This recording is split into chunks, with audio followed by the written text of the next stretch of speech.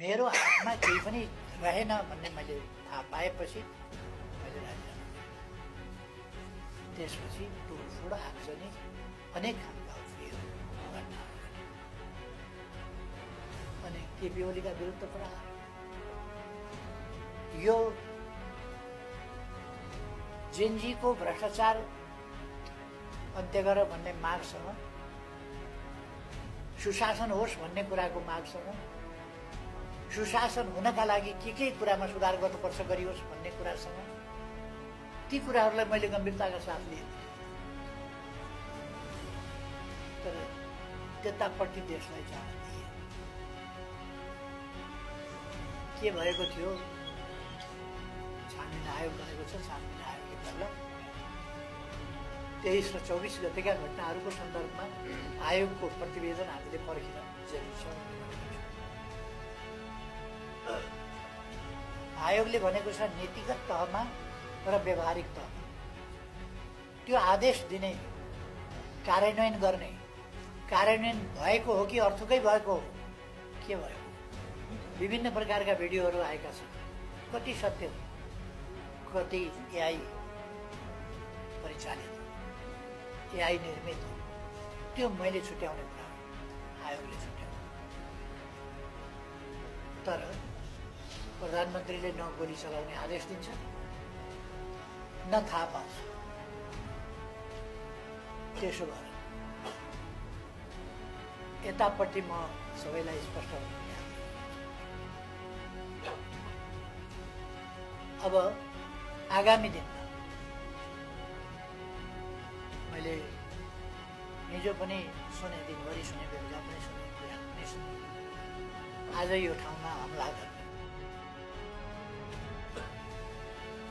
त्यस्ता डिजिटल प्लेटफर्महरूमा यहाँ हमला किन गर्ने?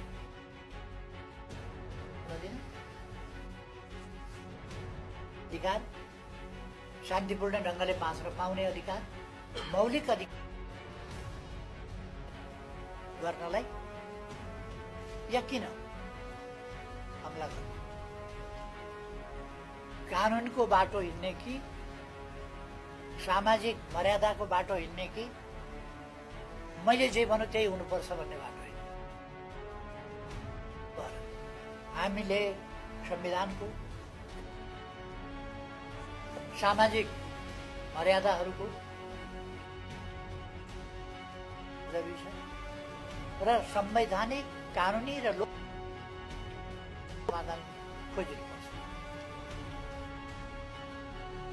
थुप्रै कामहरू भएका भन्ने बाहिर, मैले गरेको सिफारिस बाहिर ल्याइयोस्, लिक भएको छ भने त्यसलाई हेरियोस्। मैले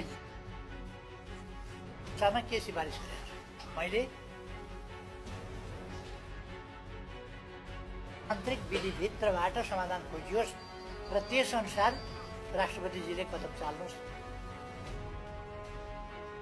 पालक भएको हुनाले यो विषम परिस्थिति र असाधारण परिस्थितिलाई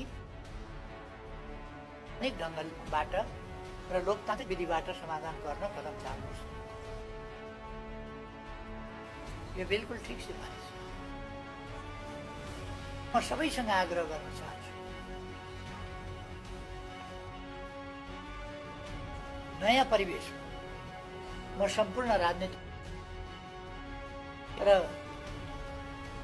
सङ्घ संस्थाहरू, नागरिक लगायत नेपालमा रहेका सम्पूर्ण पक्ष र गर्न चाहन्छु। आज राख्नु पर्ने आवश्यकता छ। आज पुनः बहाली गर्नुपर्ने आवश्यकता छ।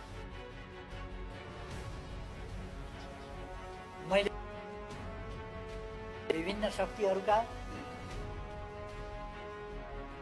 नेपाललाई कसरी कहाँ विशेष हुनु जरुरी छ। राष्ट्रियता, राष्ट्रको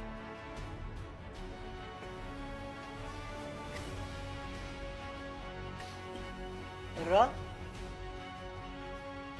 उनका लागि राष्ट्रिय एकतामा जोड दिन हाम्रो शान्तिपूर्ण मात्रै सम्भव छ। म फेरि चाहन्छु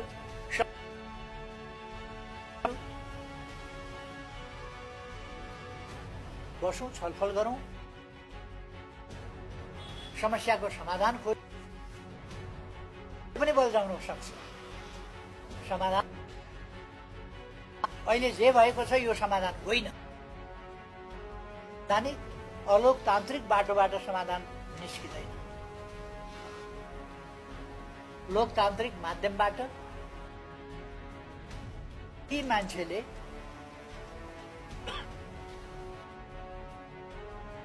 भन्दा बढी मान्छेको इच्छा यही हो भनेर लाद्ने कुरा, यो कुरा अहिले प्रहरीका हतियार खोसिएका छन्, गोलीगट्टा खोसिएको छ, समाजमा एउटा आतंकको परिस्थिति छ। 6000 भन्दा बढी विभिन्न खतरनाक मुद्दाका अभियुक्त वा कैदी जेलबाट फरार गराइएको छ र उनीहरू फर्किएका अवस्था छैन। त्यसकारण म कानुन आखिर जिउँदै रहन्छ र त्यसले पछि पनि पछ्याइरहन्छ। जेलबाट बाहिर निस्किएका कैदीबन्दी सबैलाई म जेलमा जान र कानुनी उपचार खोज्न, यति बेला यस्तो अवस्थामा राष्ट्रलाई सहयोग पुर्याउन म आग्रह गर्न चाहन्छु।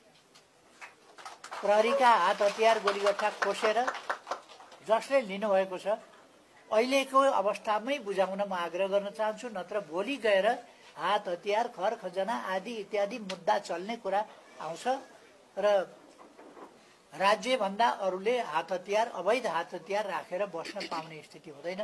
त्यसकारण अहिले नै हतियार बुझाइदिन म सबैलाई आग्रह गर्न चाहन्छु र समाजमा थिति बसाउन, कानुनको राज र थिति बसाउन योगदान गर्न म सबैमा आग्रह गर्न चाहन्छु। सबैमा धेरै धेरै शुभकामना भन्न चाहन्छु र नेकपा एमालेका कार्यकर्ताहरूलाई घर जले एउटा परिस्थितिमा, कतिपय ठुलो क्षति भयो एउटा परिस्थितिमा, तर हरेस नखान एमाले नै हो यस देशलाई फेरि सही बाटोमा फर्काउने र यस देशलाई। त्यसकारण एमालेका साथीहरूलाई हरेस नखान म आग्रह गर्न चाहन्छु। सिंगै देशवासीलाई आग्रह गर्न चाहन्छु, हरेस नखानुहोस्।